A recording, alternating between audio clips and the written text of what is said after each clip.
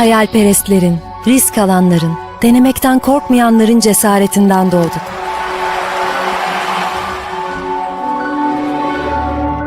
Bizi asla yarı yolda bırakmayan o sesin rehberliğiyle ilerlemeye ve öğrenmeye devam ediyoruz. Bunun için varız. Bu yüzden gece geç saatlere kadar lambalarımız sönmez. Elveda demek hem hüzün hem de gurur verir. Her şeyi sorgulayarak ve merakımızı besleyerek, dayanıklılığımızı test ederek,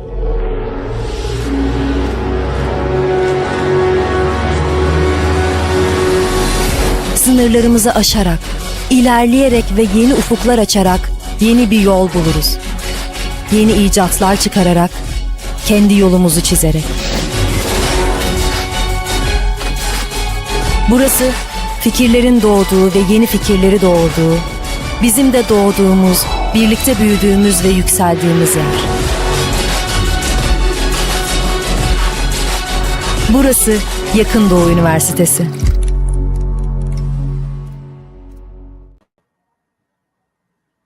Dear guests, esteemed panelists, colleagues and students, welcome to our webinar on the impact of Trump's policies on the global economy, challenges and prospects.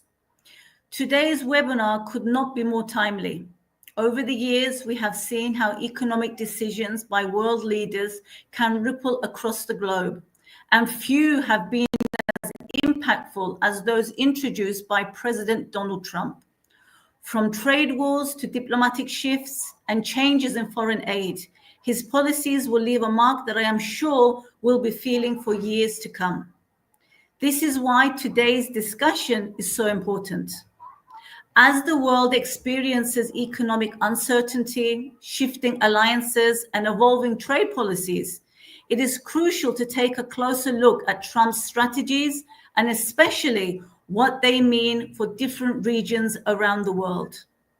Understanding these policies isn't just an academic exercise, but it is also about preparing for what lies ahead. Our distinguished panelists today will be looking into three main issues.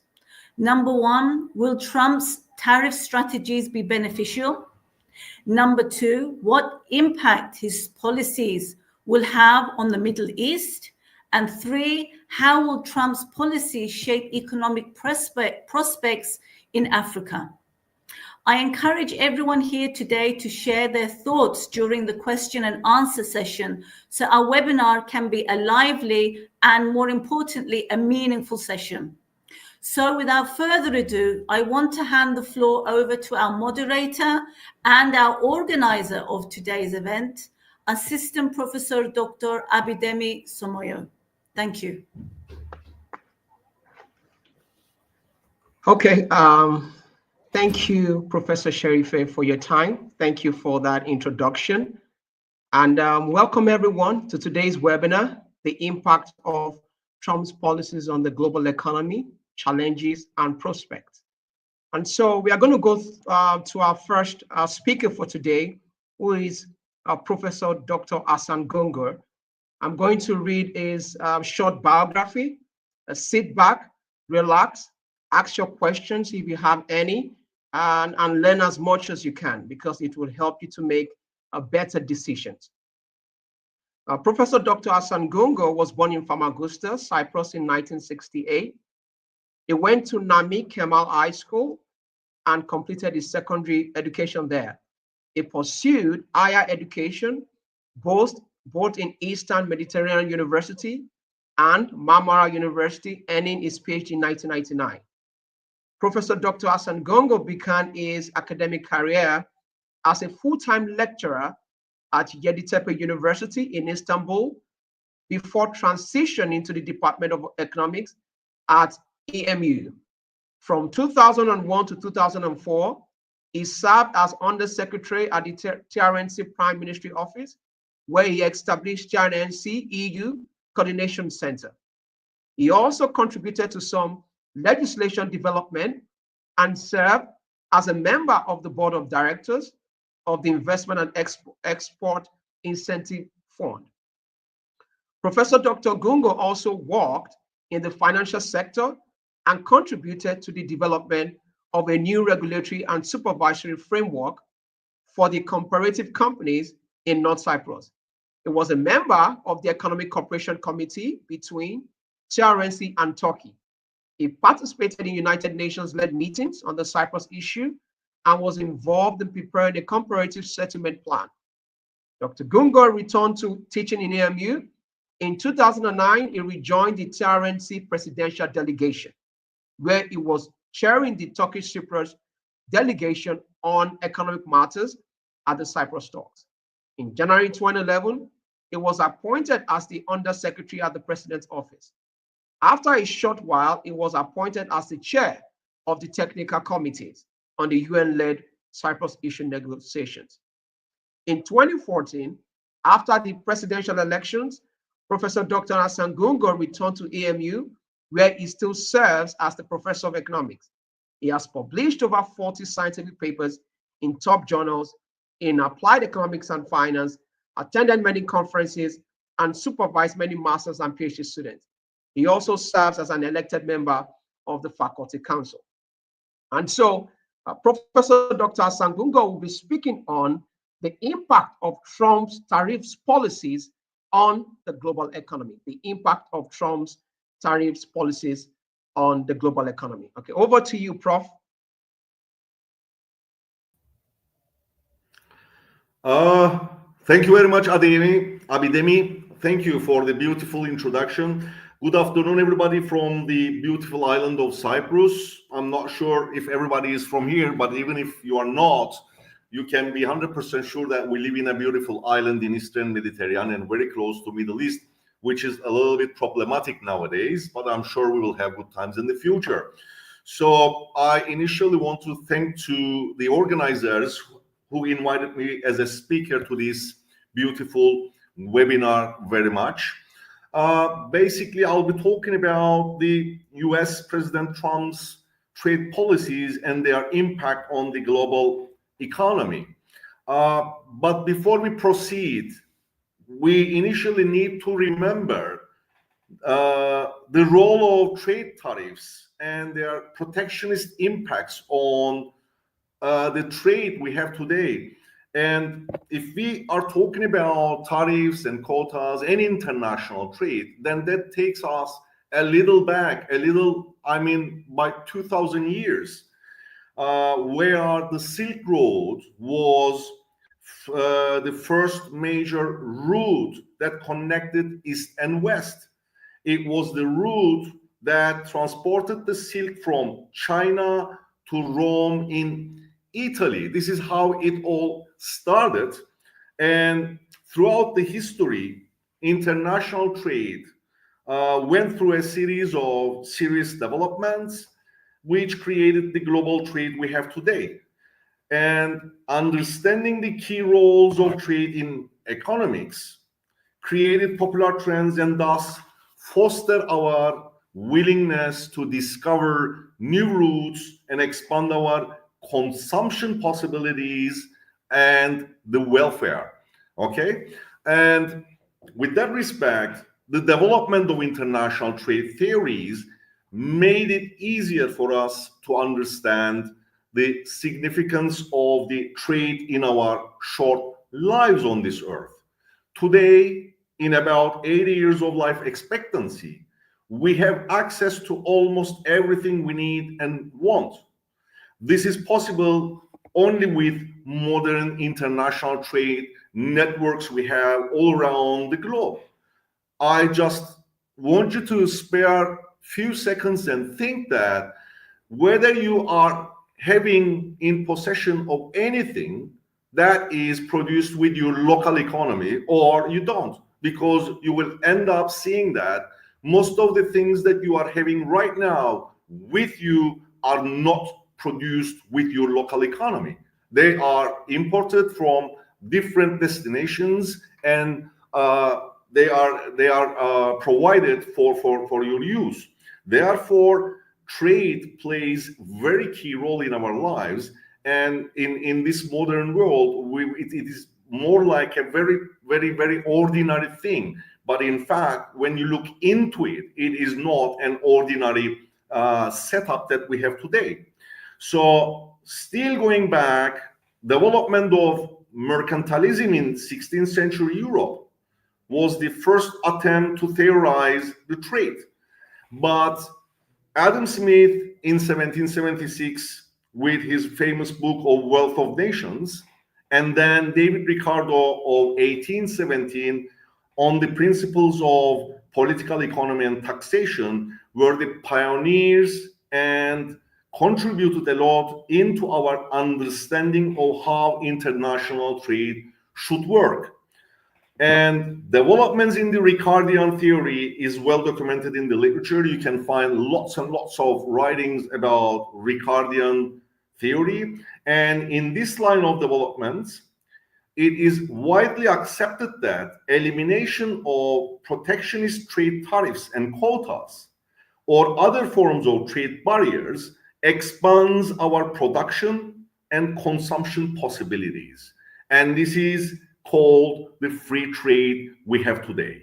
This is how things have developed throughout the history.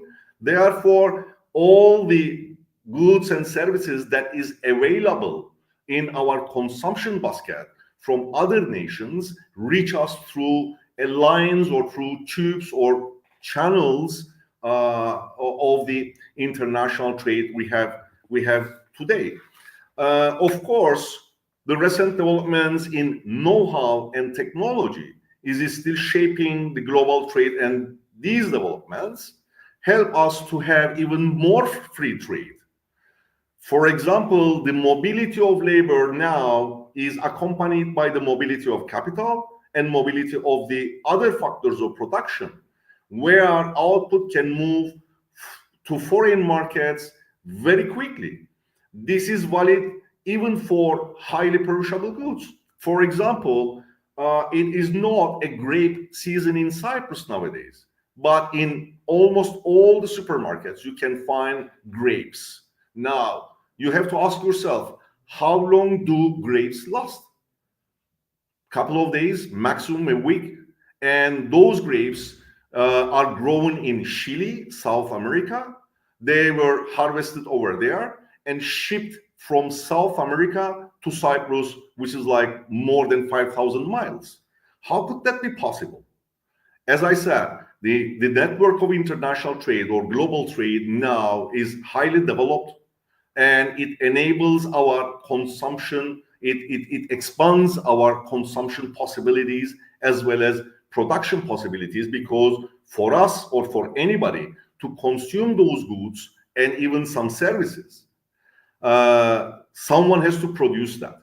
Okay, someone has to produce that. So there is a mutual benefit of production and consumption of the trading partners. Coming back to the back to what we are about to talk about today on the Trump's thing, we know from the election of Donald Trump as the US president, he is now posing some threats for the free trade, free global trade, and therefore the global economy. And if you remember, during his election campaign, he was giving us some hints on more protectionist trade policy choices that he would follow. And right after his election, he had targeted China, Canada, and Mexico, imposing higher tariffs on some imported goods from these countries. And implementation of higher tariffs are clear indication of loss of welfare for both of the nations, both of the trading partners. How do we know that? That, you know, the people are going to suffer from their welfare? Well, the principle is very simple and straightforward. Higher tax leads to lower market activity. Okay, it leads to lower market activity. Therefore, there will be a decline in the trade between the nations when one side of the trade increases either quotas, tariffs, or other forms of trade barriers. Therefore, this new higher tariff policy will clearly have negative impact on the trading partners' economies, And this is typically direct impact of the implementation of higher restrictions on trade. I also want to stress on some sort of indirect impact of the implementation of higher tariff, which is related to the rest of the world and US. That is about the uncertainty created by this new policy of the Donald Trump. The uncertainty is born or emanates from the US herself, and therefore it will have an impact on the US from the first hand. It is also transmitted to the rest of the world via communication channels from the US. And this uncertainty is called the trade policy uncertainty. It is defined as a sudden and significant shifts or anticipated shifts in trade policy, which can inject substantial volatility into the business environment. This uncertainty can disrupt investment patterns, trade flows, and economic growth. And these can lead to declines in a cross-border trade, which is in turn cause declines in production, employment, and unfortunately income across nations. And Trump's administration's trade policy can be viewed as an extreme manifestation of long-standing American tendencies. It represents a significant departure from the standard policy approaches of the post-World War II period, which emphasized regular agreement with trade partners and importance of regional and global frameworks for dispute resolution and policy consistency. Thus, what we have today encourages businesses to employ a wait-and-see approach due to an increased trade uncertainty in one of the largest economies of the globe. So everybody is perceiving the new policy choice of the Trump administration as a threat. Therefore, they switch into a wait-and-see position, which means reductions in certain areas or losses in certain areas of the economy.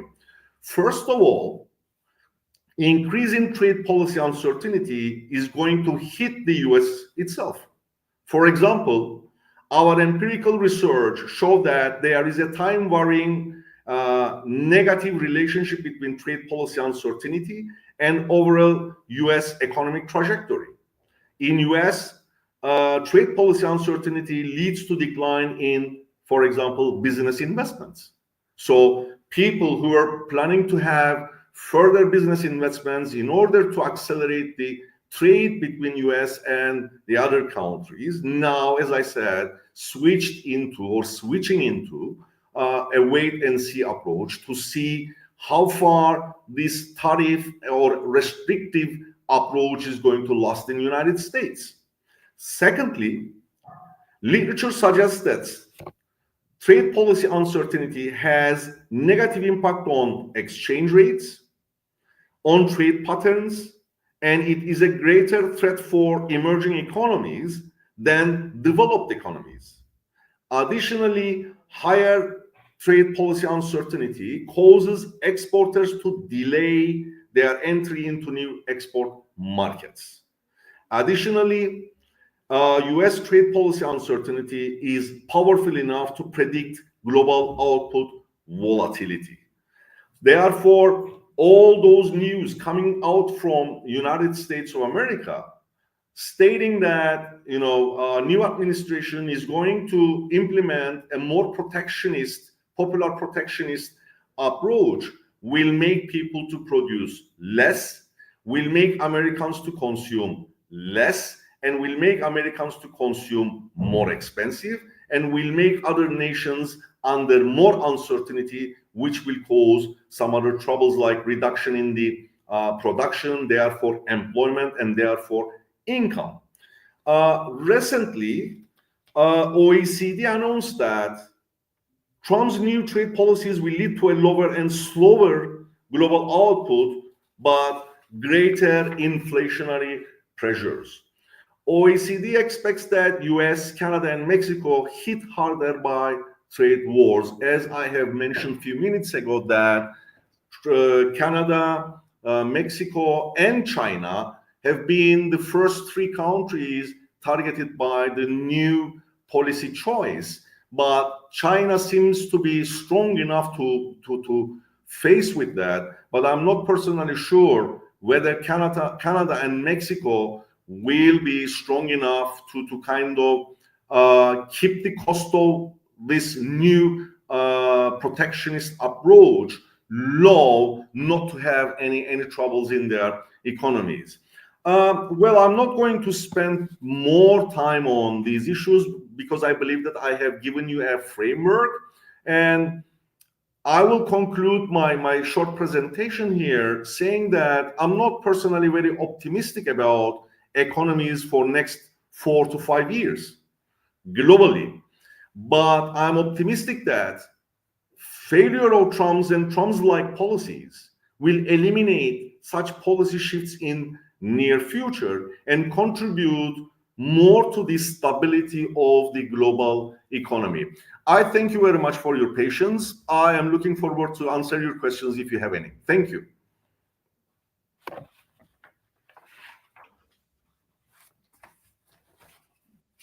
All right. Thank you very much, Professor San. Of course, I have questions, and we're going to visit those questions back after the other speakers. But I have some very interesting questions as what are the, I mean, it's something you should think about before I come back. What do you recommend that the US administration, what should they do in terms of tariffs to other countries? Do you support reciprocal tariffs? That means if you charge us 10%, we are also going to charge you 10%. Do you support such ideology? All right, so I'm going to come back with the questions, but I want to move straight to our second speaker for today, EMMANUEL Haruna. Let me read his biography very shortly. EMMANUEL Umaru Haruna is an experienced economic policy, environmental, and developmental specialist with over 12 years of experience. Mr. Haruna worked as a senior economic policy and research analyst with the Federal Ministry of Finance, Budget, and Economic Planning. Currently, Mr. Haruna is a research fellow at the International Center of Economic Analysis in Canada. He is also an economic affairs intern at the Macroeconomic Policy and Financing for Development Division in the United Nations Economic and Social Commission for Asia and the Pacific. Mr. Haruna holds a bachelor's degree in international studies from Ahmadu Bello University, Zaria in Nigeria, a master's degree in economic policies and development from Korea University in South Korea, and another master's degree in economics from Kobe University in Japan. He's about to complete his PhD in development economics at Kobe University in Japan. His research interests are in development and environmental economics areas, including labor market outcomes, enterprise development and performance, financial sector development, the economics of digitization, climate change and sustainability, energy poverty, and environmental inequalities. He has published several articles in excellent peer-reviewed journals. So my question for EMMANUEL, Mr. Haruna, is, what is your view on Trump's tariff policies? That's number one. And number two is, what do you think the impact of Trump's policies will be on within the African region? All right. So what do you think about Trump's tariff policies on the global economy? And what impact do you think his policies would have on the African region as a whole? So over to you, Mr. Haruna.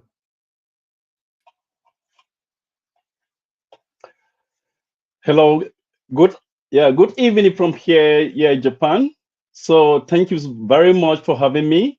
And I'm actually speaking from the Asian Tiger, so here in Japan. And originally I am from Nigeria.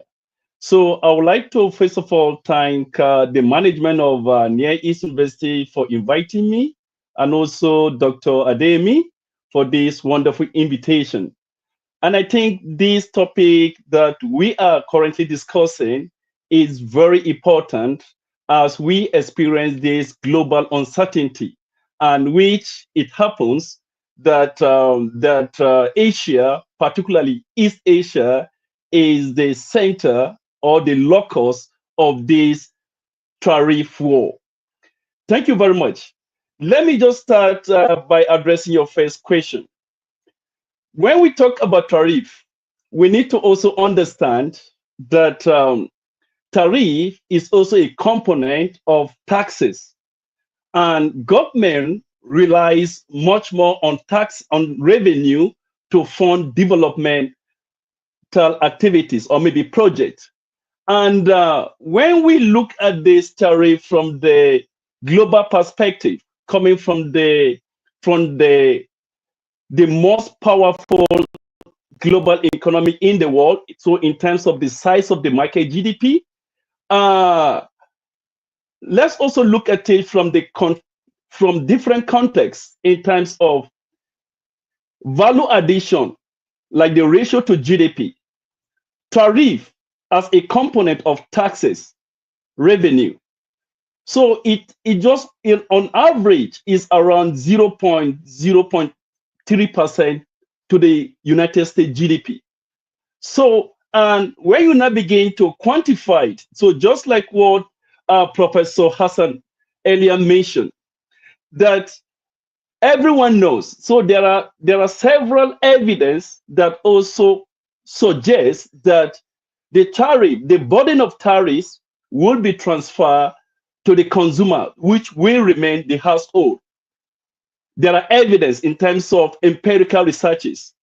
Now, let's look at the global implication.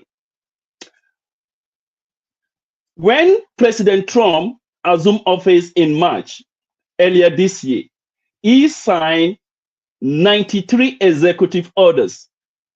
And part of the orders, it involved this 10%, 15% tariff, right, within the neighbor corridors.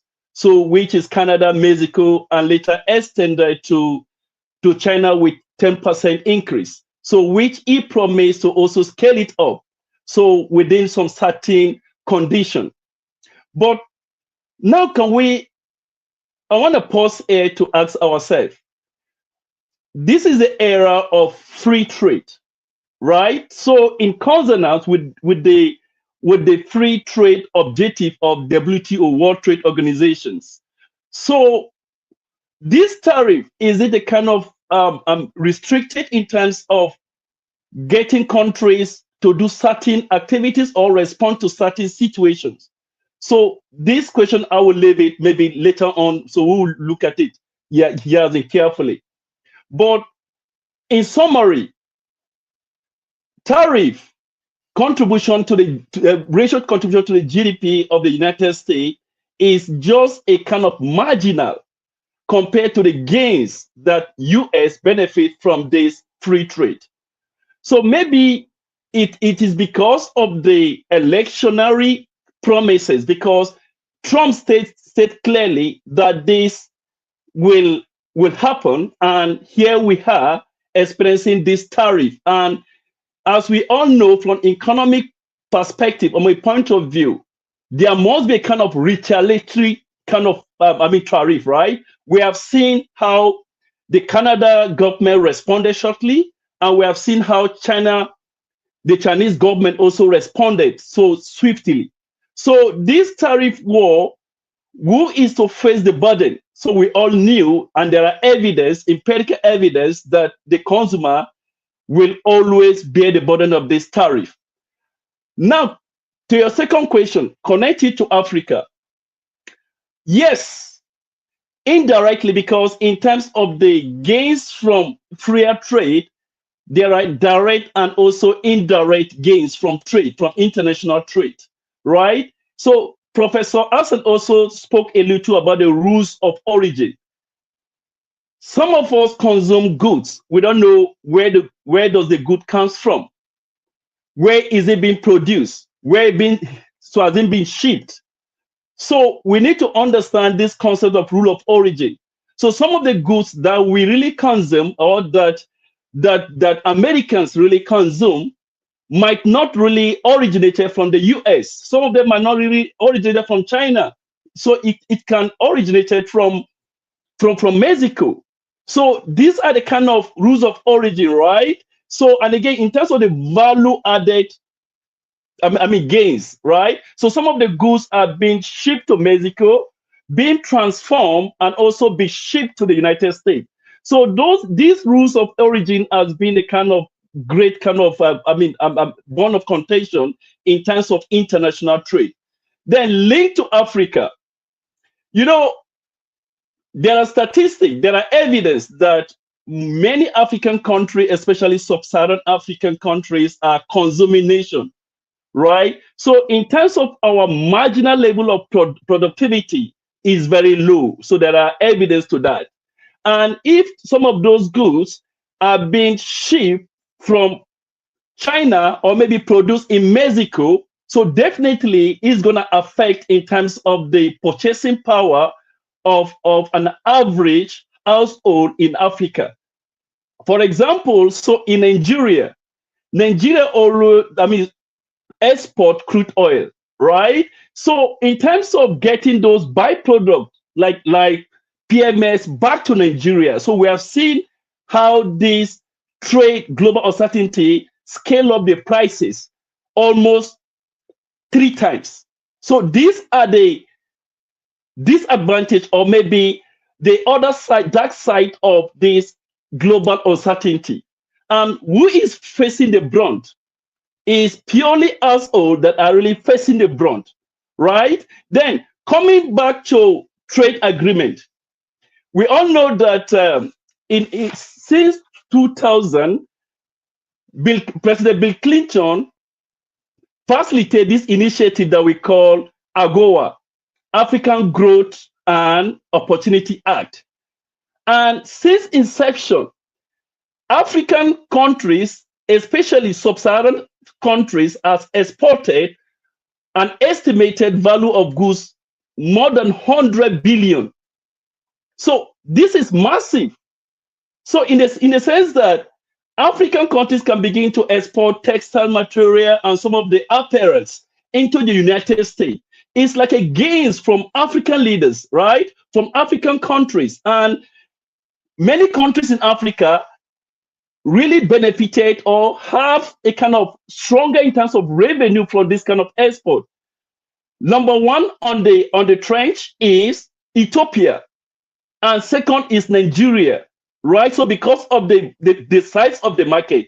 So this is one. Now we have this after African Continental Trade Agreement that is building on this AGOA from the United States.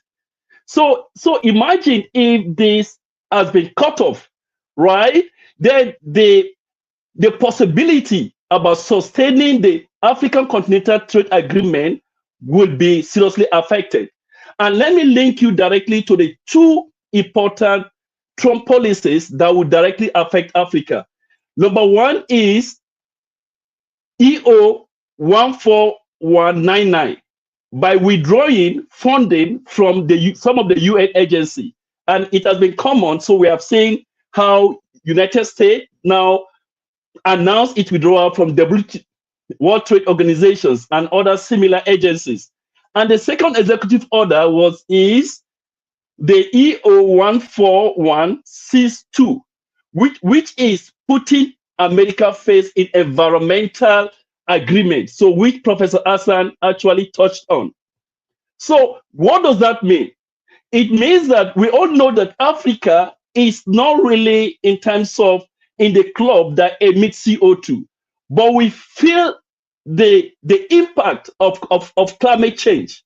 So if the funding that is coming from those 2 great kind of intervention in Africa has been cut off, I don't think how Africa is really going to find a kind of a substitute.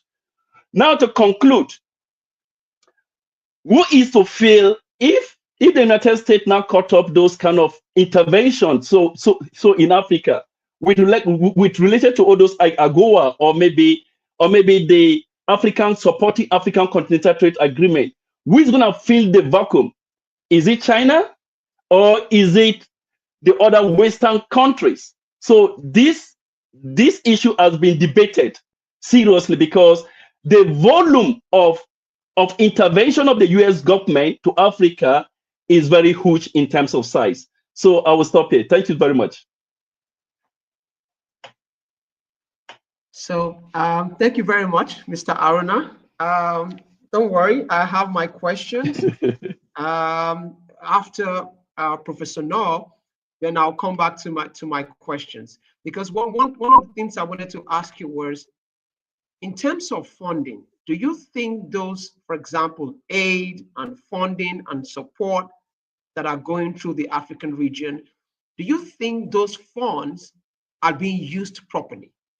All right, I believe if those funds are being used properly, we should be able to see that in the development of the region, okay? It might not be the region as a whole, but we should be able to see the impact of those funds on individual economies, all right? So one thing I wanted to think about is, I'm gonna come and ask you again is, are the funds that are being sent, for example, to the African region, are the funds being used for what they've been asked to use for?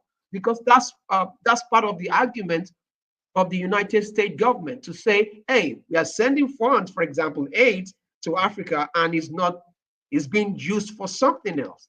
All right, so please think about that line, and I'll come back, and I want to go straight to Professor Nur. Let me read the biography for Professor Nur. By the way, if you have your questions, you could put your questions in the comment section so that our speakers could answer them one after the other. All right. So Professor Nur KÖPRÜLÜ received a PhD degree from the Middle East Technical University, Ankara, in 2007, with a thesis titled Consolidating the National Identity of the Ishmaelite Kingdom of Jordan. Subsequently, she worked as a short-term visiting researcher at the Queen Mary University of London in the United Kingdom. KÖPRÜLÜ's academic research area is primarily centered on Middle Eastern politics and the democratization process of the countries in the Arab world in the post-2011 Arab Spring uprisings era. KÖPRÜLÜ examines the consolidation of regimes led by monarchies and focuses on regime types and opposition in the MENA region.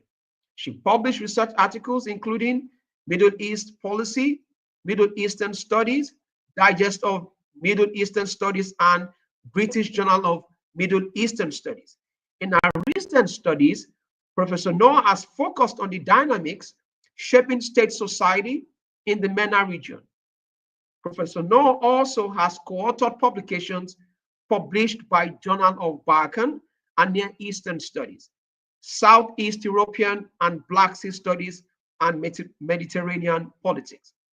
So my question to Professor Nur is, what is the impact of Trump's policies within the Middle East region? That's my first question. Number two is, what is your perspective about aid? What is your perspective about aid? Over to you, Hocam. Thank you very much, Abidemi Hocam. And both questions are $1 million questions, but I will try my best to give an answer.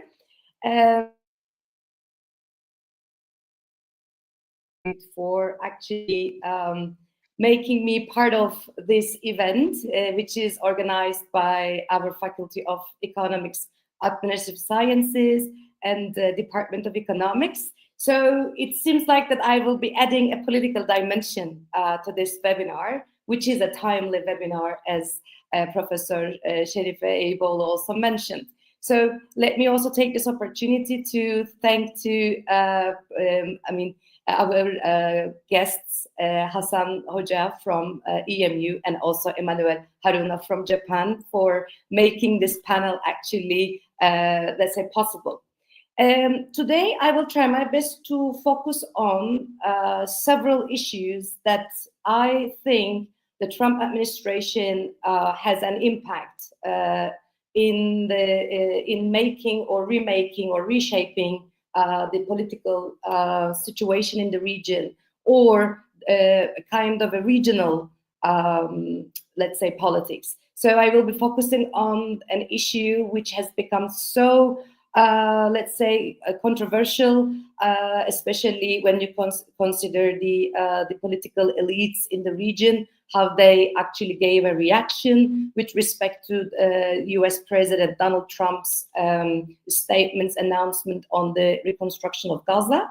And the second point, I will be referring to the issue, the notion of foreign aid as an instrument of a foreign policy in the United States. And then I will be actually ending my presentation with a question mark: are we at the edge of declining an international liberal order? So first of all, let me just to give you a very short, brief kind of an assessment, overall assessment, how the US foreign policy was actually conducted with regards to the Cold War era. It was mainly based on the Cold War political antagonism, and then both United States and USSR, they actually opted to have stability in the region rather than actually calling for democratization or, you know, other socio-economic priorities. But it was basically the stability of the regimes, and no need to mention the security of Israel was also among the key pillars of the US foreign policy making towards the region. And then, of course, we cannot underestimate the pillar of making the transportation of oil safe from the region. When we had the end of the Cold War, I need to underscore this issue because there has been a change in the understanding of the United States policy towards the region, because the Cold War was already over, and the kind of, you know, the impacts or the reflections of the Cold War might be also now eroded. So it might be just time, the appropriate time for the United States to engage in Middle East with a more different perspective. And one of these key pillars of this new perspective were rest on actually three important instruments. One of them was solving the Arab-Israeli conflict or Israeli-Palestinian conflict. I need to add here that as it was a Cold War, a problem that outgrew from the Cold War politics, but actually it was not. And the second thing was related with liberalization of the economies here, and of course democratization of the countries located in this region. So for the first time, actually, we started to see that democracy has started to be mentioned by specifically as a priority by the US administration. I'm talking about, as I said, with the end of the Cold War and the beginning of the post-Cold War era, as we say, in international relations. And no need to mention that the third pillar of the US foreign policy was centered around containing both Iraq and Iran in the region. We also had Obama administration, and then, you know, we also had 9/11 attacks, and then we had Obama administration. And after Obama administration, we started to see, let's say, since the Obama administration, we started to hear the issues like retrenchment from the Middle East or withdrawal from the Middle East. And then we had the first era of Donald Trump, which was between 2017 and 2021. We can call it like the first Trump era. And during this period of time, the key instrument for the United States foreign policy making was intertwined with transformation of regional politics. And then Donald Trump, during this period of time, did actually shocking moves, because we were not get used to, those who study Middle East, we have not actually get used to see so clear, concrete, you know, reflections of this US foreign policy on the regional order. One of these actually steps was the termination of the nuclear agreement with Iran. And the second one was changing the US policy to some extent towards the Palestine-Israeli conflict, which was followed by the, or which can be manifested in the US embassy's move from Tel Aviv to Jerusalem. And this was also followed by Jared Kushner's plan as well, which was called the Deal of the Century, and then the Abraham Accords, which were all actually in one way or another followed by the Biden administration lately.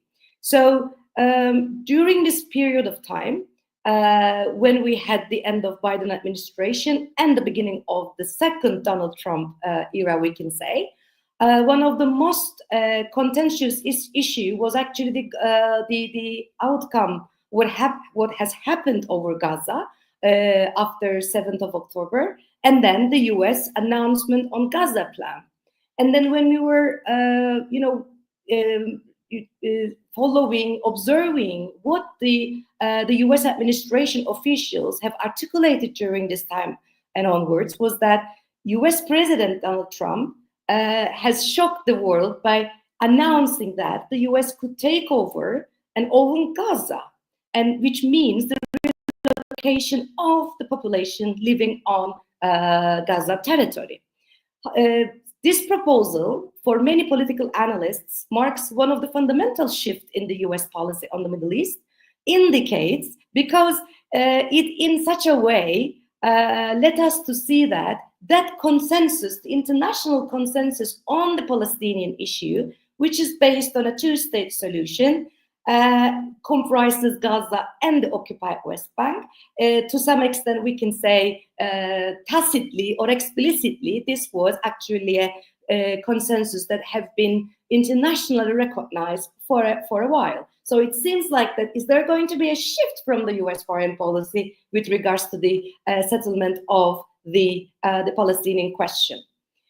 Right after these statements, which have been, as I just mentioned, stated by Donald Trump, we also started to see the role of foreign aid becoming a part of the US foreign policy. How? When I was trying my best to explain, to prepare this PowerPoint presentation, I came across so many articles, and some of them was also, using this expression, are we going to have a post-American era in Middle East and North Africa? Because this is not, by the way, this foreign aid issue is not just related with the Middle East that we basically, consider Syria, Egypt, Israel, Palestine, Jordan, but this foreign aid cut is also affecting the North African countries at the same time. That's why I would like to use this phrase MENA, rather than just referring to Middle East. And the US president stated clearly that United States is no longer going to blindly giving these money with no return for the American people. That is the reason that actually, can we speak about, that's why I just wanted to reiterate this question, that can we speak about a post-American era in the region? Perhaps it might be so early to speak about this shift, but we have certain indicators. For instance, Biden administration requested around $7.6 billion for the Middle East, of which $2 billion was for the US aid. But I would like to also state it here that, which is actually in my, the next slide. After taking office, the new administration in the United States ordered a 90-day pause in foreign development assistance, pending a review of efficiencies and consistency with Trump's foreign policy. But I would like to underscore the fact that the US Secretary of State, Marco Rubio, also stated that this stop to all foreign aid does not include certain areas of funding to two countries in the region, which are Israel and Egypt. That's why I need to go a little bit further and would like to explain why. There are two exceptions to this decision that has been made immediately after the takeover of the Trump administration.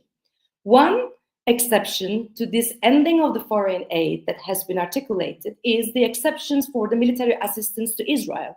Armed packages from the US has also expanded further since the Gaza war, and annually Israel today receives about $3.3 billion US. Likewise, Egypt, since the peacemaking with Israel, which dates back to 1979, the Camp David Accords, Egypt has become, after Israel, the largest recipient of the US aid in the Middle East region, and annually it receives $1.3 billion aid. So here, the main point is, within that particular statement regarding the halt in the foreign aid, we can speak about, with an exception, which is Israel and Egypt, and mainly the military aid. You may also ask me, what are the key areas of the foreign aid within the US foreign policy? So then we can figure out which areas actually will be, we can say that these areas can be, removed from the US aid from this time and onwards, if there is not going to be any change, of course, in US foreign policy makers' agenda. Security, economic and development support, health promotion, humanitarian issues and refugee migration aid, democracy and human rights. I need to mention here the Kingdom of Jordan, because after Israel and Egypt, Kingdom of Jordan is actually the third largest recipient of US aid in the region. And as we all know, the Kingdom of Jordan is a country having a vulnerable, fragile economy, and the unemployment rate is also getting, there is an increase in unemployment rate, but plus the country's economic structure can be described as a semi-rentier state, because it heavily depends on foreign aid, and mainly from the United States and also the Gulf countries, and the workers' remittances, I need to say. And the US assistance represents more than 40% of the kingdom's total yearly official aid, which is a very big number. And of course, the other areas of aid also include direct budget support, economic development, health, and governance projects.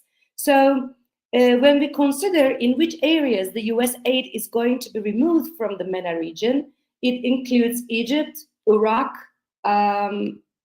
Lebanon, Morocco, and Tunisia. And most of these areas are actually non-military areas that also includes economic support for vulnerable children, funding for small businesses development, and of course, humanitarian aid.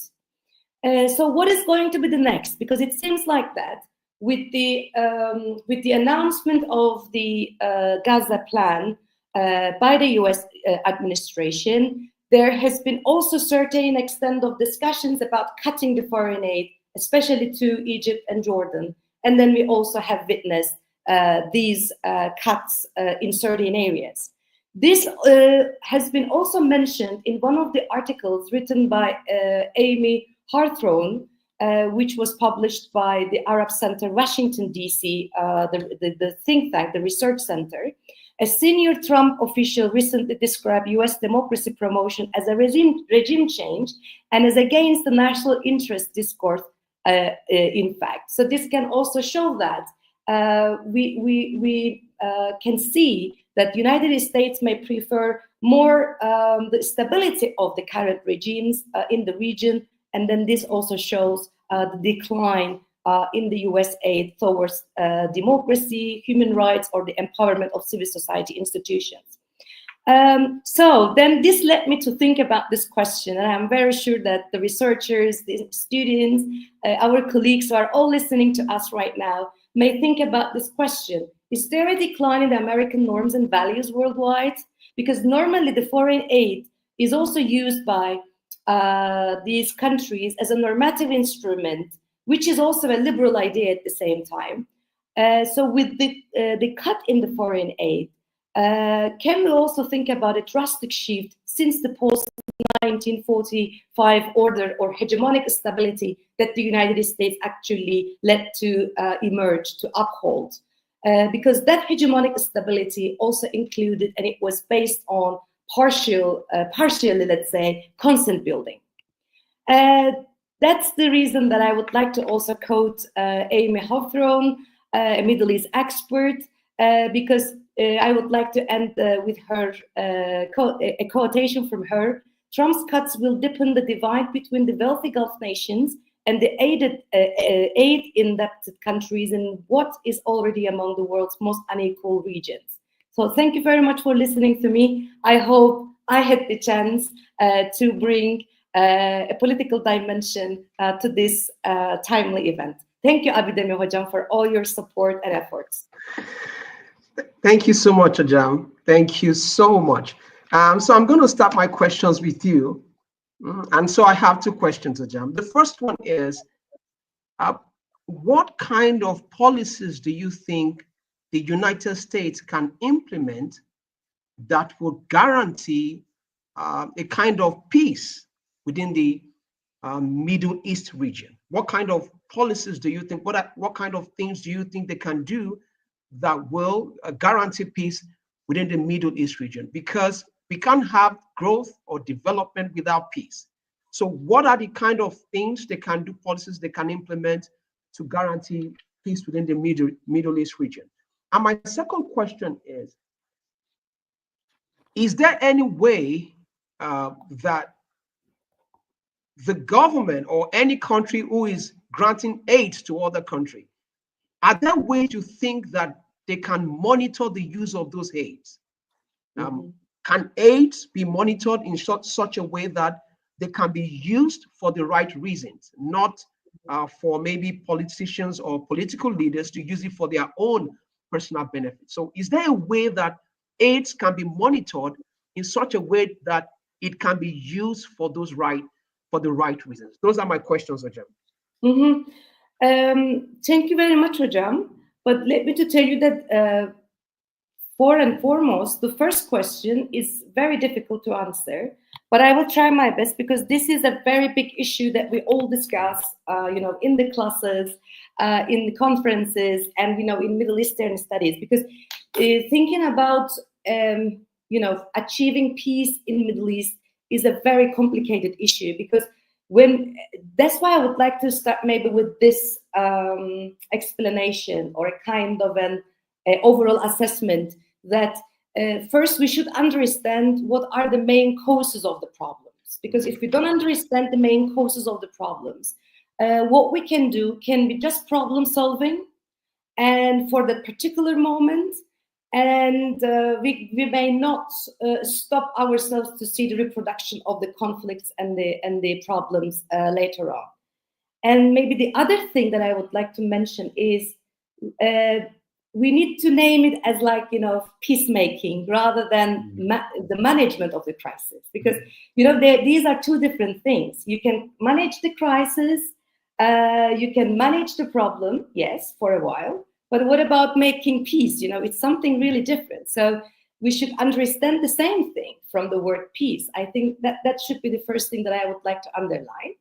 And I would like to give maybe an example from what we have witnessed maybe during the Oslo Accords, because we had actually a peacemaking in the region by 1990s onwards, because as I was also addressing in my presentation, that by the end of the Cold War, the United States, in fact, initiated a process which was called peace process. But nowadays, we don't have such kind of a peace process that we call it but rather we are at this stage of talking about the fragility of the ceasefire. So these words cannot be used as interchangeably peace, ceasefire, or peace management. So this is the first thing that I would like to pay attention to. And the second question about the foreign aid. Within the region, yes, we have certain countries that they provide funding and aid in terms of loans to other countries. And definitely it's the Gulf countries, basically Saudi Arabia and UAE. These are the key countries that they provide economic, social support to the other countries. I know it from the case that actually I specifically focus on, which is the Kingdom of Jordan. But this is also this foreign aid issue, Abidemi Hocam. I think this is a very good question, because it can help us, allow us to understand that it is not just an aid, okay? Let me to underline this, because it also depends on the regional structure. It also depends on the country's role within the region. For example, Jordan and Egypt have always been the two key largest recipients of the US aid and also Gulf aid regarding Jordan. But with this, certain changes in the distribution of power in the region, I'm referring to the Gulf, the US intervention in Iraq in 2003, and with the Arab uprisings, we have seen that there has been a change in the epicenter of the region. And then we started to see, quote unquote, a Gulf-led order in the region, quote unquote, Meriha Altunışık, because it seems like that we have two key actors that they are acting in such a way, trying to maneuver and trying to get a regional role in the region, Israel and also the Gulf-led, we can say, order. So, the role of Jordan and the role of the other countries, for example, with the Abraham Accords, they all have actually meaning within this context when we also consider the foreign aid. But regarding who can have this surveillance or monitoring this foreign aid, well, actually, I think the first thing is the will. I mean, why that foreign aid is going to be given, for exactly what? Because there are also certain studies in our area that giving foreign aid does not automatically bring you the empowerment of women or empowerment of civil society institutions. So this should be, I think, another issue that needs to be added to the big picture. Okay. Thank you very much, Ojam. I want to go to my next questions to Mr. Haruna. That's my next question. Before I ask the questions on the YouTube page, Mr. Haruna, my question is, what should African leaders do rather than wanting or focusing on aid? Are there ways they can generate internal revenue to solve their problems, all right, rather than having to wait for other countries to for funds or money to solve their problems? Are there things they can do that could help them raise income to solve their problems? And the second one is, how can those aids be monitored? Because it's a basic problem where we don't have quality institutions that could put people to be accountable. So once you don't have quality institutions, it means that people can do as they please. So what can be done for African leaders to be able to raise the resources that they need to meet their the needs of their population? And what can be done to regulate, to ensure that those aids are used for the right reasons? Thank you very much for having me. And I think this conversation is becoming very interesting. So I must say, and then I must confirm that from what I'm gonna take over from what Professor No. So sorry if I get the name wrongly. So Professor No, I think it was a wonderful submission about the issue of foreign aid. And let me just give a context with regards to Africa, because monitoring this aid is quite difficult, to be honest with you, because I, like, during the introduction of the moderator, so I worked with the government before I resigned a few years ago. So when I started, I worked with the Department of International Cooperation, so which I happens to be the desk officer coordinating this foreign assistance to Nigeria, so which is mainly a Federal Minister of Budget and National and Economic Planning. So I worked there for close to 6 years, so before I was moved to Economic Growth Department. And I would say, with regards to foreign aid, we need to first of all understand the context in which foreign aid is being administered. We have series of agreements. So the famous one is the Paris Declaration of 2005. So that Paris Declaration advise or commit recipient country and also the donor country to align foreign aid with national strategies and systems. Shortly after that, we have series of conversation. Then we have also the Accra Agenda in 2008. We also have the famous one, the Busa Partnership in 2011. And lastly, we have the Addis Ababa conversation in 2015. Those conversations or those agreements commit countries to both the receivers and also the donor country to align foreign aid with national development strategy. With linking it to the US, I'm a desk officer. I was a desk officer then, coordinating the USAID intervention in Nigeria from the government side. And I've been to several of their interventions, PEFA, through the health intervention. I also work with the governance team. I also work with the educational team. So in terms of, let us also understand in terms of, because I'm an economist, so we believe in statistics. So in terms of foreign aid to Africa, it has been estimated within roughly 8 to 9 billion US dollar annually. That is the aid that comes to Africa. Then narrow it down to sub-Saharan Africa.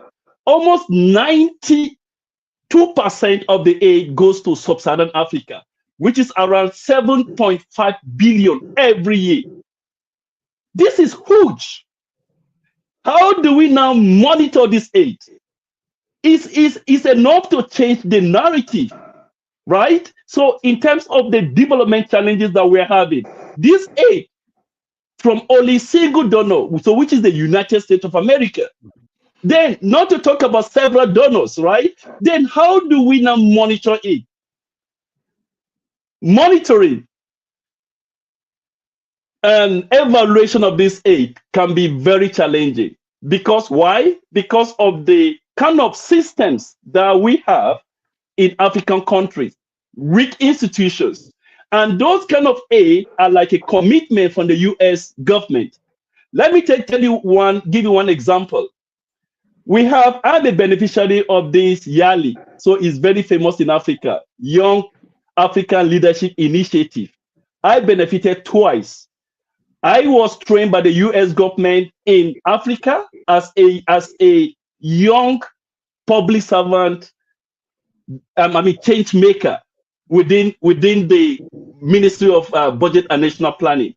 I also benefited the famous Mandela Washington Scholar, which I traveled to the United States for almost 3 weeks.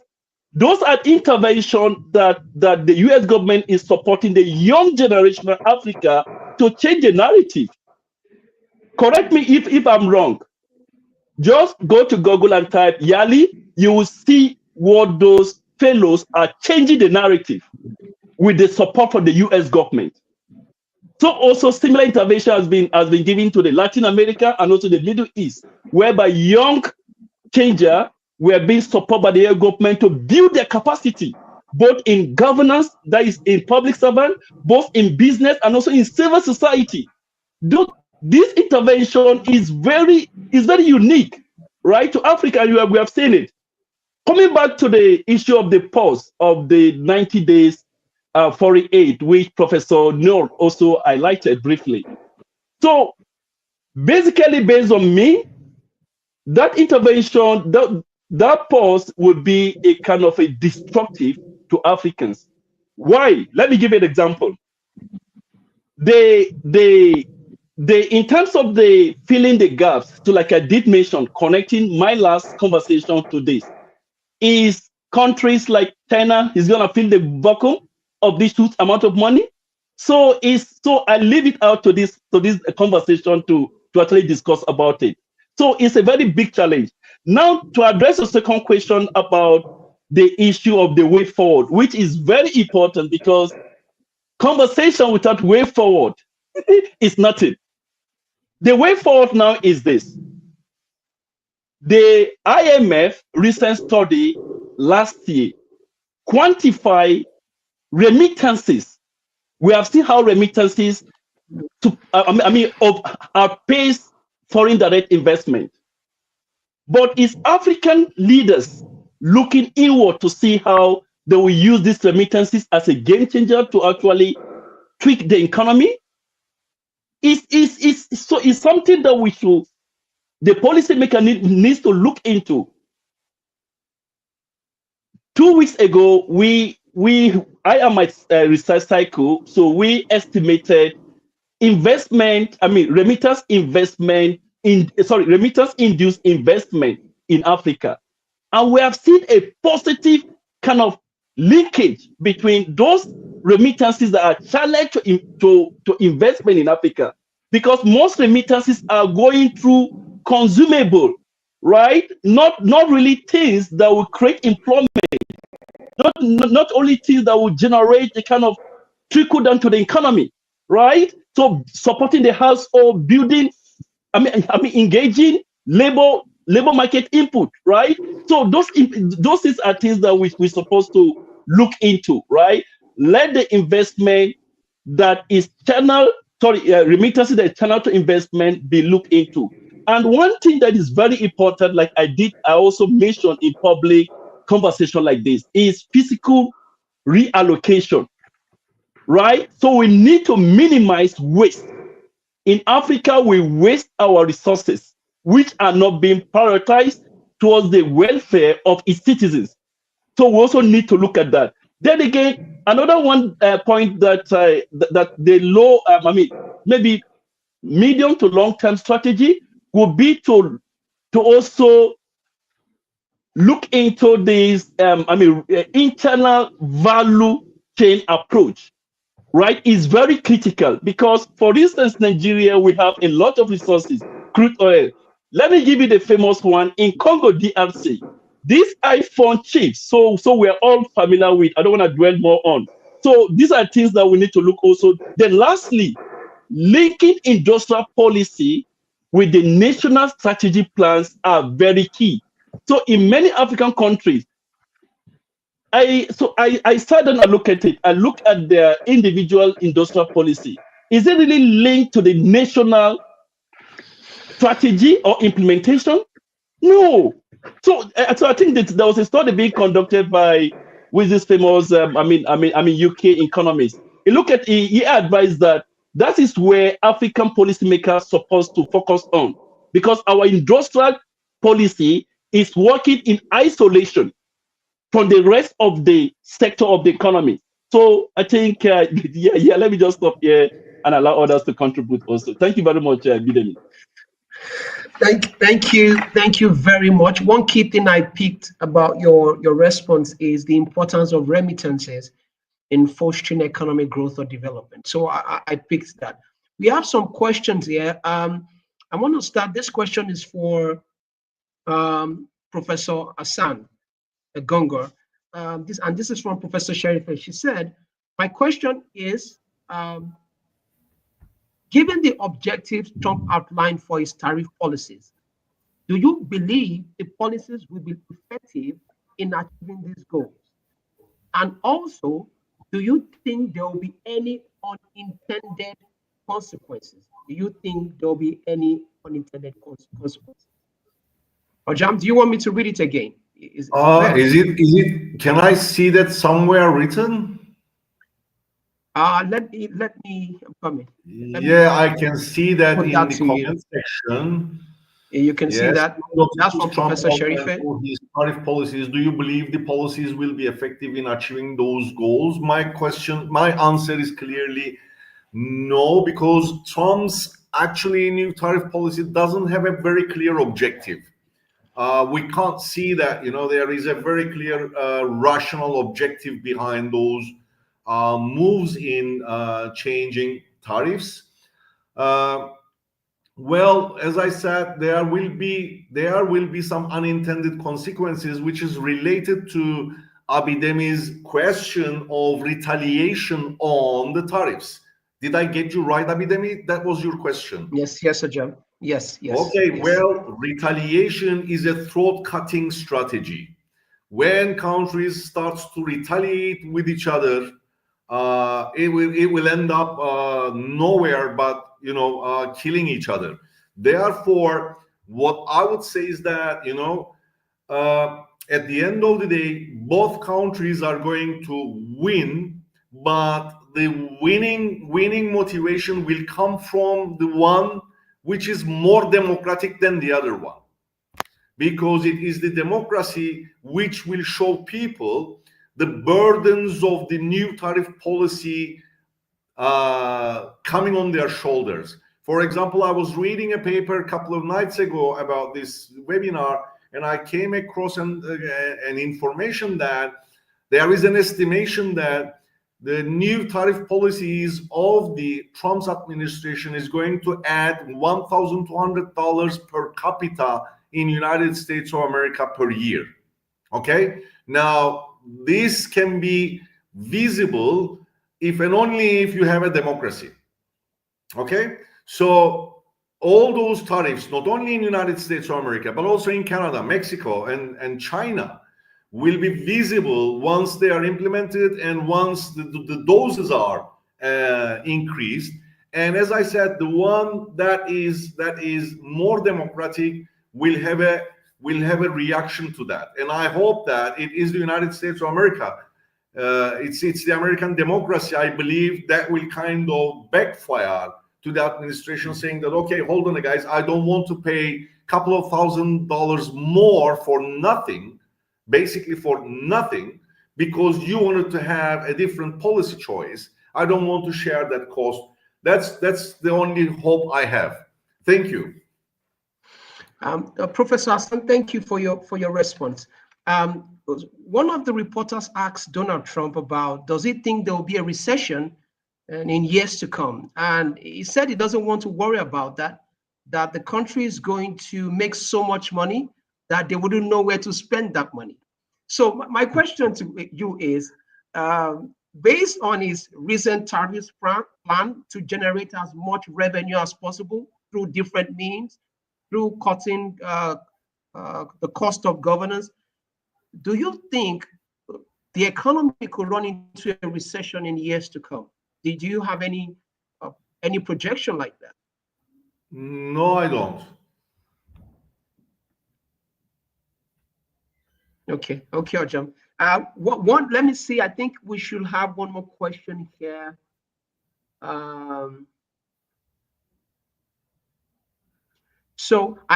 before I move into Professor Nur and Dr. Hassan, Mr. Hassan, I also want to ask you, Professor Hassan, what do you think the African region can do to have a sustained economy rather than wanting to focus on aid? What is your perspective on that? Well, you know, the world itself, the globe itself is a closed system, okay? And we somehow have to find some agreements with everybody, because we cannot exclude anybody living on this earth, okay? And as it was, he didn't say directly, but our friend from Kobe University from Japan, as he was commenting on Africa, what Africans should do, he gave me the feeling that, and I have that feeling as well, we may have some marginal positive discrimination on Africa, okay, if we want them to develop, because the gap between Western economies and Africa is expanding drastically. Yeah. So we need to find ways of, I know this clearly means transfer of taxpayers' taxes from developed economies into developing nations. I know that, but we have to find a way, at least marginally, if not in heavy doses, marginally provide some positive discrimination to Africa to pull the African consumption power, okay, and consumption habit, which may cause which may cause some changes in some of the cultures in Africa, which will make them closer to the Western economies. because technology era, which we are into it now, says that, you know, I mean, being a traditional consumer, you are no longer a consumer. Okay, you need to develop your institutions, legal systems, democracy, and everything, so that you can be a consumer. Other than that, I'm afraid nations will lock back, and they are locking back, which is a very sad story. Okay, that's what I think about Africa now. Okay, thank you very much, Hajam, for your suited response. That was a good response. Professor Noah, I have a question here. It says, what are the international consequences of Trump's withdrawal from the Trans-Pacific Partnership? That is the first one. Then we have, what extent does Trump administration have on the Gazan ceasefire for the second agreement that will be influenced by peaceful Middle East region? I also have, sorry, Hajam, I hope we have some more questions for you. And it says, will Trump's recognition of Jerusalem as Israel's capital city have economic impact in the Middle East, and how will the region handle situations to ensure stability? Those are my questions. Yeah, I also actually had the chance to read them, but I will be trying my best to answer those questions that actually falling within the academic field that actually I'm studying. First of all, I think, and I think many people also think that the move of U.S. embassy to Jerusalem is more a political actually approach and policy. Rather than to be economic, I guess. So this was a very important political move by the U.S. administration, and then I think we have to take that issue as a more political issue, which was also, as I stated in my presentation, followed by the Deal of the Century announcement, and then the Abraham Accords.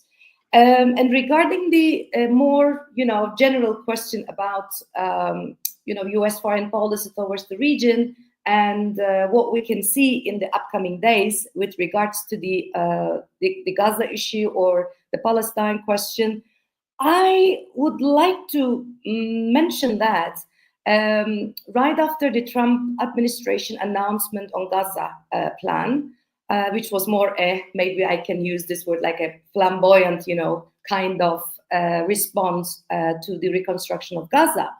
There has been moves that have been taken by certain Arab countries, and I have to state here that as far as I, try my best to observe the region, I haven't seen such kind of a move by the regional countries, but basically the Arab countries, since the Arab Peace Initiative that dates back to 2002, which is also how we call it the Saudi Peace Plan, to solve the Palestine-Israeli conflict on the basis of a just and comprehensive settlement. So what I'm trying to explain here is that there has been a kind of a response, a reaction by the Arab countries right after the Gaza plan announcement by the U.S. administration. And then this was in such a way have been, responded by certain Arab countries such as Saudi Arabia, Egypt, and you all maybe followed the news that we had meetings in Riyadh, and we also had a meeting on the 4th of March in Cairo, in the capital city of Egypt. And then we have Qatar, UAE, Saudi Arabia, Egypt, Jordan, that they all joined these meetings. And I consider that these type of meetings, we will going to see them more. And then perhaps the funding in such a way and the financing and management of the Gaza reconstruction then become more and more clear, it seems like that. But let me also to state here that the Gaza war and what happened afterwards let us also to see that there has been certain extent of decline in the public support or the public opinion towards normalization with Israel in the region. And then this has been also shown in the opinion polls, in surveys conducted by many different institutions. And I wanted to underscore this issue because Saudi Arabia in Israel, they were also about to sign a normalization treaty just before the 7th of October. And now all the eyes are actually looking at Saudi Arabia.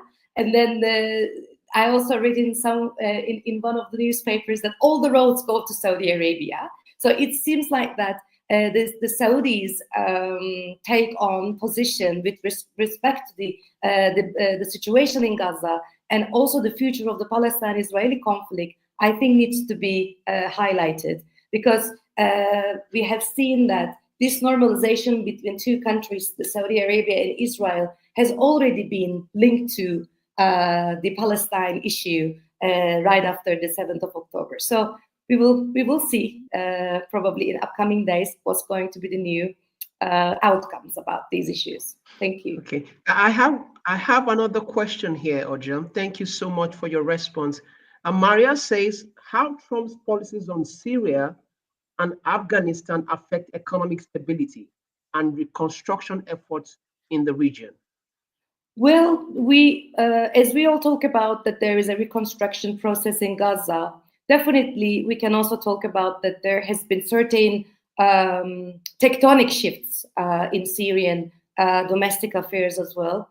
And then I need to maybe reiterate to this that, or maybe if I haven't mentioned before, I need to say it at this moment. So thanks to Maria for asking this question, is that what has happened in Syria and what's going on actually in the wider region, we cannot detach it from the 7th of October and what has happened afterwards. Because otherwise we cannot see actually the big picture and we cannot make overall assessments at the regional level. So what I'm trying to tell you is that there has been an axis of resistance, this is how they call themselves, which was led by Iran. And then this axis also had allies, Hezbollah in Lebanon, and we also have Assad rule. We had, let's say, the Assad rule in Syria. So with the rise of Israel in the region, right after the war on Gaza and how it was escalated through Lebanon, if you remember last year, in April, and then we have seen for the first time, Iran and Israel, they were actually confronting with one another in the region. So what has happened in Syria as well, which was the collapse of Assad rule, show us that all these developments in one way or another are all interlinked. They are all actually a part of this regional change in the region. And it seems like that we have seen the decline in Iranian power, and then particularly with the fall of Assad rule in the region, it becomes so clear. What I can say at this moment is that the decline in the Russian support behind Assad rule has also needs to be, I think, addressed here, because it already changed the political picture in the region. So I think this is my, let's say, preliminary initial comments about these questions.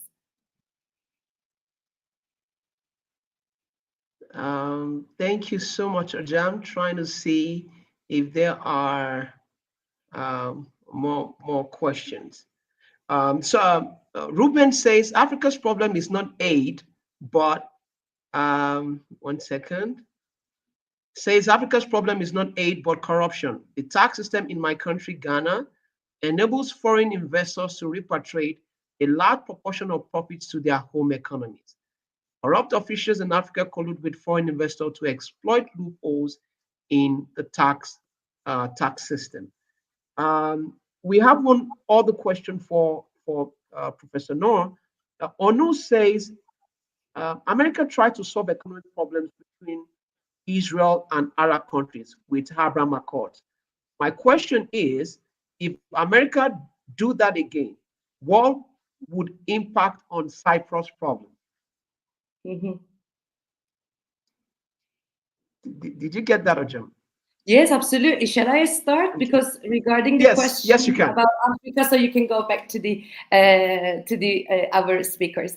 Onur Güler, Onur, thank you very much for asking this question. And it seems like that, I mean, it's a brilliant question. I have to say that, especially when you mention about the Abraham Accords and how it is linked with the economic, aspects, because we have to make it more clear, maybe at this stage, that the way how Donald Trump administration is looking to the region is quite different from the previous US leaders. And what makes Trump administration perhaps distinct from the others is that he's looking to the region from a more economic perspective, or in such a way that perhaps you may think about or imagine peace, or you may imagine the words like cooperation or reconstruction of Gaza in different ways. But the way how he perceives or approaches to these problems is more in such a rational or perhaps pragmatic, or even, as I said, economic-based thing. So that's why what we expect, Onur, for the future is that the Trump administration would be, let's say, dearly want to widespread or the continuation of the Abraham Accords. That's why I mentioned how key is the how key is the Saudi Arabia-Israel normalization is today, because it may also open a new door for the continuation of the Abraham Accords. And trying to think about that, prosperity in the region may bring an end to all conflicts in the region. But I'm not very sure whether this idea can end all the problems, not just in the Middle East, but elsewhere, in the world. And I can link this point with what Abidemi Hoca already asked me before, when we consider about the long-term peace or long-term stability in the region. I think a humanitarian perspective needs to be also taken into account, because otherwise thinking all economic-based policies may not maybe bring us the ultimate, objective.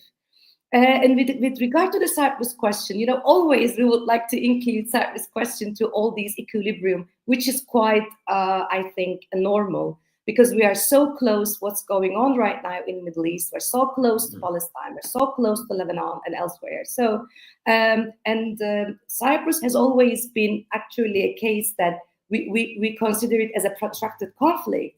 But at the same time, Cyprus can also offer, new avenues for these countries that are trying to reconstruct their political, economic, and the societal, institution making. Because Cyprus, on the one hand, perhaps can be a post-conflict society, but at the same time, not having, let's say, a drastic,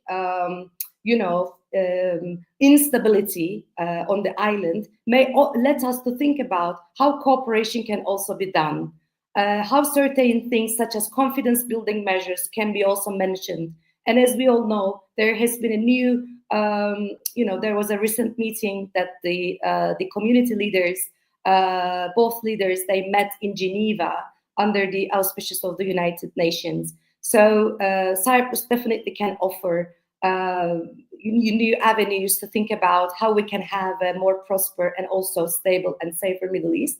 But at the same time, we should also learn, of course, what's going on in the region, which makes this region very unstable. So I think we should learn lessons from each other. Thank you so much, Ojem. Before I give the floor to each and every one of our speakers, I want Mr. Haruna to respond to Ruben's question. And like I said, Ruben says the problem is not aid, but corruption. The tax system in my country, Ghana, enables foreign investors to repatriate a large proportion of profit to their home economies. Corrupt officials in Africa collude with foreign investors to exploit loopholes in the tax system. Mr. Haruna, I want you to respond to that, to Ruben's comments. I'd like you to respond to Ruben's comments. So I want Mr. Haruna, okay.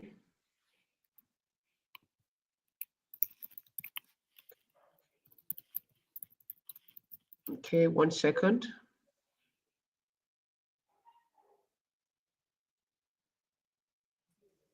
So yeah, thank you. Great. Thank you very much for this great question. I think it's one of the questions that I'm very passionate about in terms of providing the context to this question about corruption, and also digitalization is also my field of research, because that is what I do. So I look at the digital finances on how to address this informality, and all those informality are those kind of underground kind of economy. So that is the part of my research area. And I think, yeah, he's actually right. I can't debunk that, because aid is not our problem. Aid, so I see no reason why Africa should be going after aid. No. So because when you begin to quantify the kind of resources we have, both physical and also human resources, you will now begin to question our leaders, the ability of them to deliver the dividend of democracy to the citizens. Now, let's look at the issue of corruption.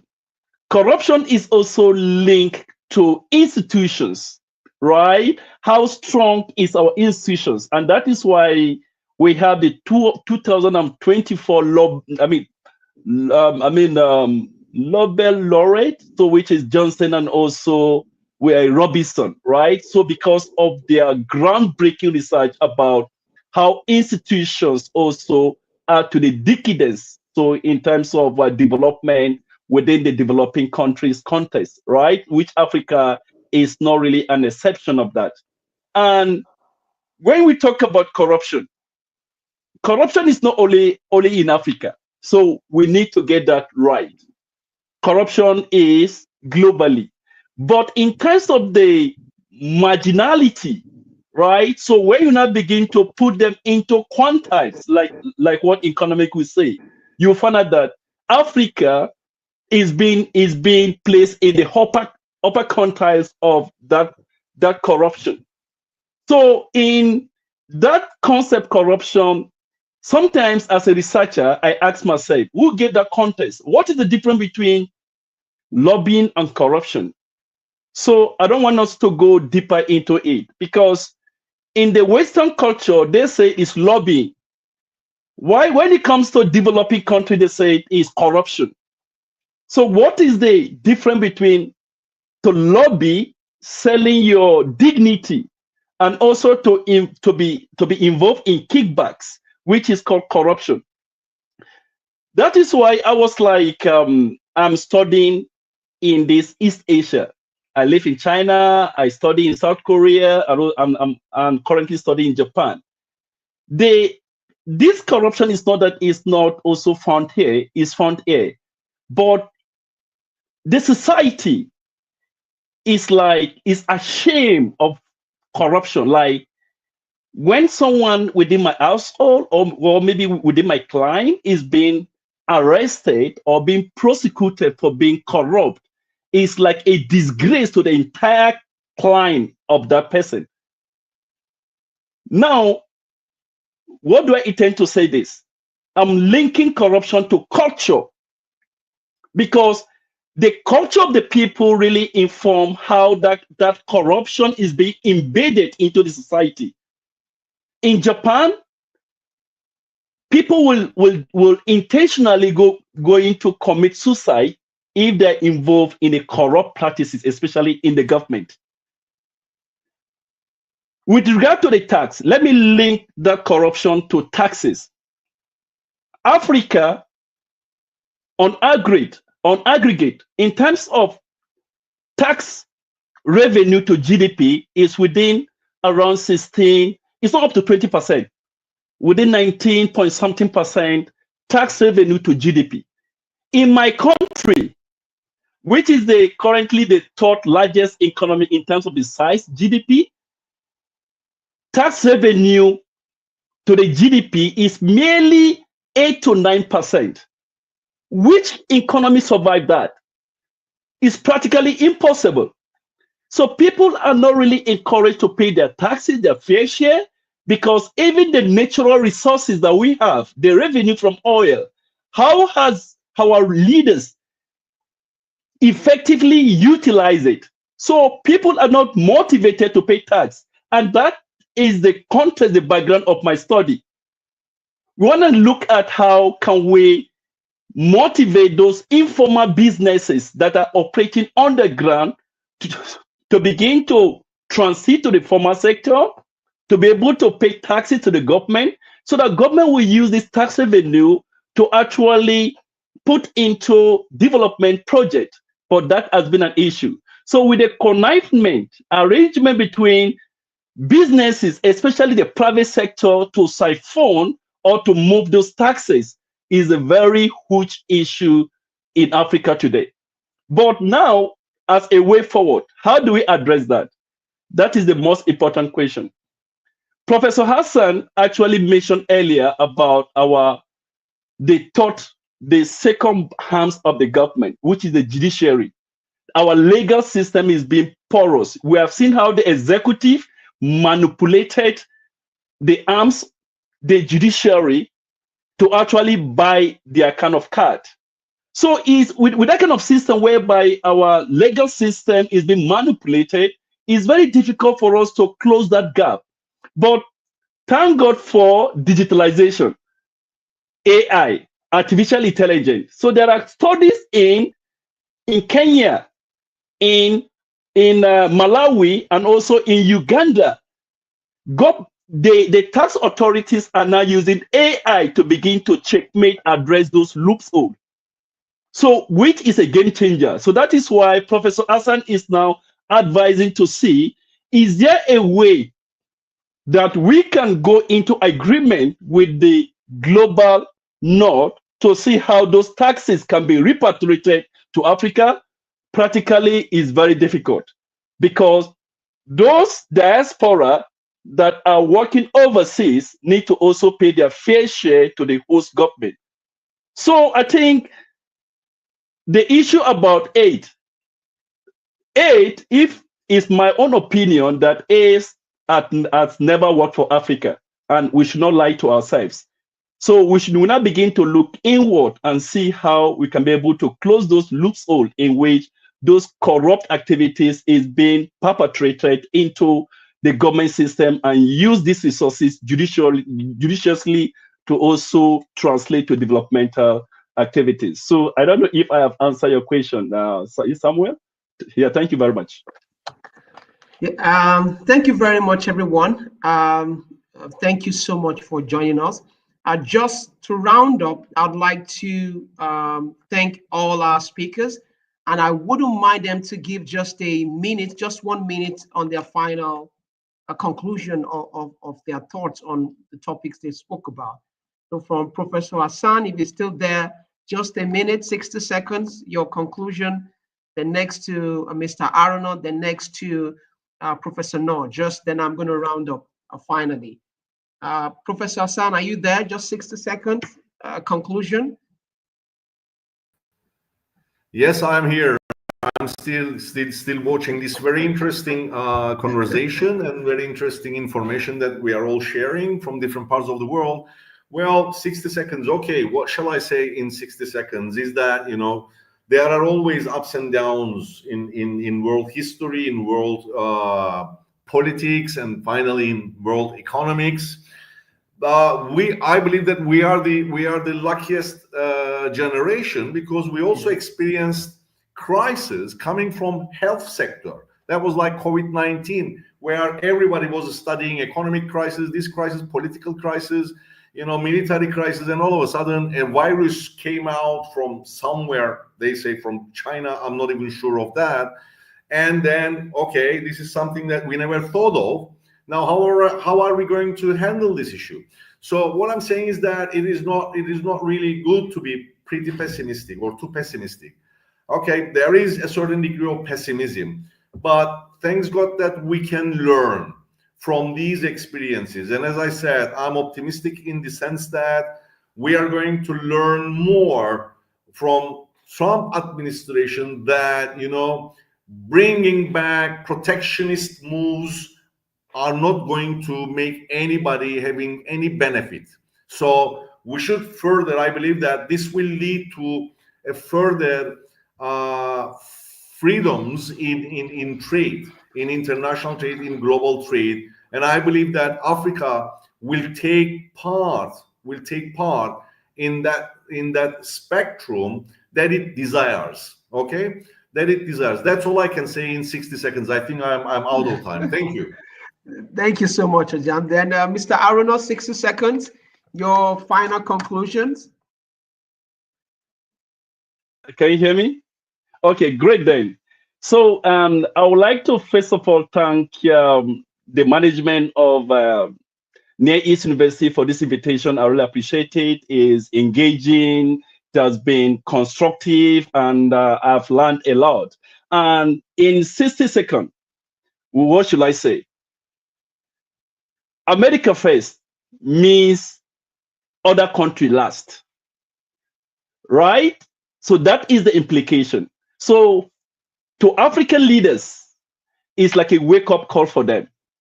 So let us begin to look inward and see how we can capitalize on this opportunity.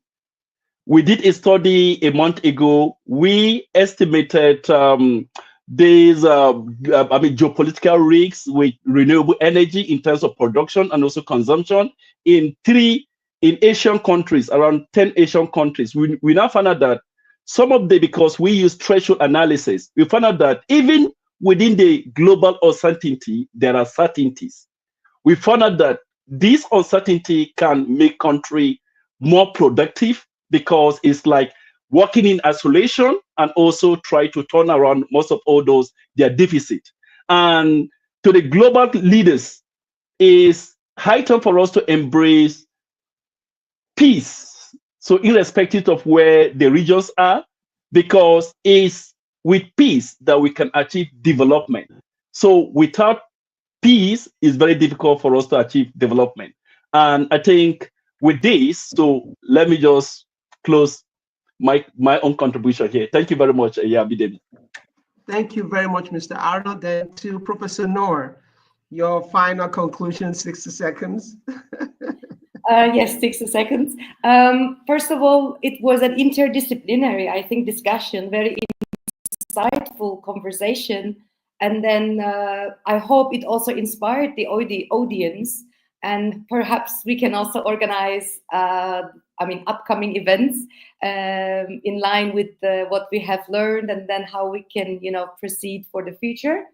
What I would like to say is actually very clear and I think simple, is that politics and economics are intertwined, and then any political decision may also embraces a political vision at the same time. And again, thank you very much for giving me this opportunity. Thank you very much, Prof. And to all our viewers, my name is Dr. Abidemi. I'm very passionate about developmental economics and energy economics, and sometimes discuss about politics all the time. Just like Professor Nur said, politics and economics are like two brothers or two siblings. Thank you so much for your time, to all our speakers, to all our viewers. We do really appreciate you, and we hope in our next webinar that you will be here. Thank you so much. To my dean, to my chair, and to the university, thank you for such a great opportunity. And to everyone, keep being the change that you desire. Bye and God bless. Hayat hızla akıyor ve biz bu hızı seviyoruz. Her güne heyecanla başlıyor, her anı doya doya yaşıyoruz. İlk günkü heyecanımızla yılları aşıyoruz. Zaman akarken biz de kendimizi arıyoruz. Heyecanla, merakla. Sen de kendini mi arıyorsun? O zaman zamana yetiş. Bu sadece kendini bulmakla ilgili değil. Asıl heyecan kendini yaratmakta. Bir şeyler mi yaratmak istiyorsun? Mükemmel. Metali işlemeyi, bir bina yapmayı, bir iş kurmayı, hatta bir şehir kurmayı öğren. Hayat kurtarmak, teknoloji geliştirmek, üretmek. Hepsi burada. Ve burada tüm deneyimler profesyonellerle yan yana.